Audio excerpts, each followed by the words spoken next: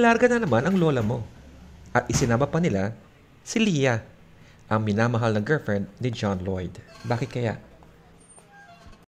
Dumaan na rin kami sa San Roque Parish dito sa barangay Kamalay sa bayan po ng Binmalay.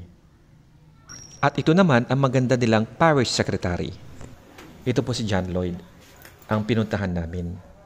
Makikiisa kami sa kanyang pagdadalamhati dahil nawalay na ang kanilang minamahal na nanay. Si nanay ay namatay dahil sa sakit na cancer.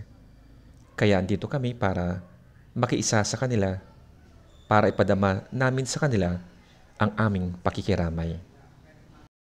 Inaaliw ni Leah ang bunso para hindi niya hanapin ang kanyang mama. Masakit talaga, lalong-lalo na kapag mawala ang minamahal mong mama. Kaya sana po, isama niyo po sila sa inyong mga dasal. Ang lahat na mayroong karamdaman ng cancer at lahat din po ng mga kaibigan po ninyo na may pumanaw na mamahal nila sa buhay.